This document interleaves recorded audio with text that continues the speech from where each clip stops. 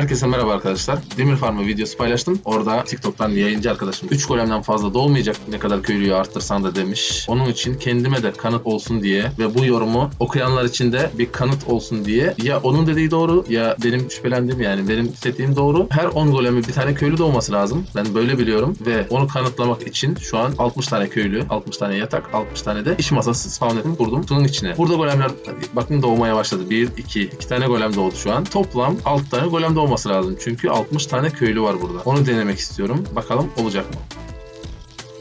3. golem, 4. golem doğdu. Evet, doğuyor. 4 golem doğdu. 3 dediği demek ki yanlış oluyor. Buradan toksiklik falan değil. Sadece ben de denemek istedim. 5. golem doğdu. 5. golemimiz doğdu. Bakalım 6. nereden çıkacak? 6. golem de doğması lazım.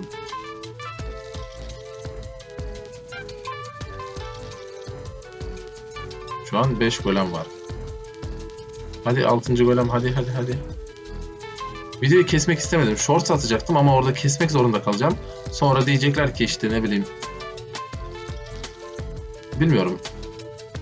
Belki komut kullanıyorsundur, belki kestin, yapıştırdın, edit yaptın falan diyecekler diye düşündüm. O yüzden bütün video atmak için normal video ama kısa olacak video, tabii ki 1-2 dakikalık olacak. Ona göre yani şimdiden söyleyeyim. Şu an 5 golem geziyor ortada. Evet, 6. golemimiz de burada doğdu. Gördüğünüz gibi 6 golem doğuyor. Kanıt olsun diye bir tane kill çekeceğim. Az önce denedim çünkü birkaç tane video edit yapmak için denedim. Şu an 6 golem kesildi. Bakın.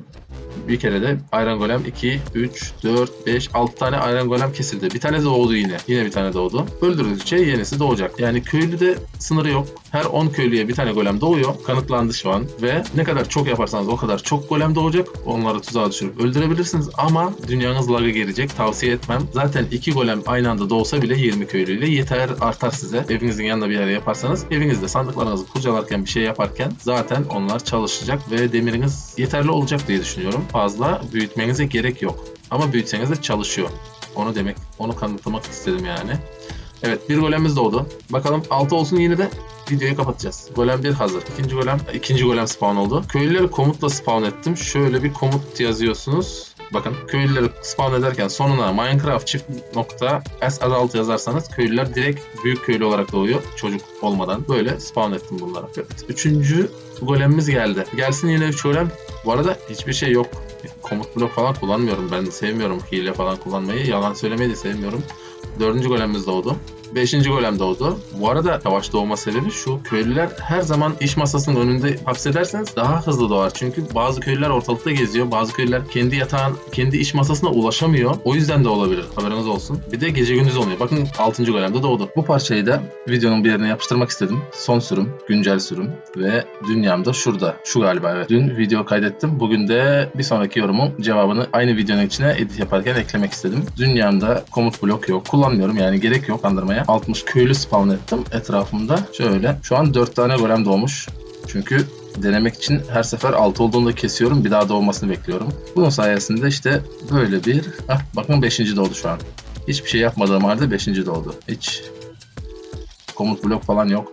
Komut blokları zaten kullanmıyorum. Gerek yok. Komut blok kullansam zaten sohbette çıkardı mesaj. Sohbette komut bloğunun mesajını kapatmayı ne yaptım? Command block output sormak istiyorum. Bak, output true yazıyor. Yani komut blok kullansaydım sohbette gözükecekti. Komut blok kullanmıyorum. Şu an 5 tane golem var. 6. da doğacaktır tabii ki beklesek. Çünkü bakın bu da doğdu.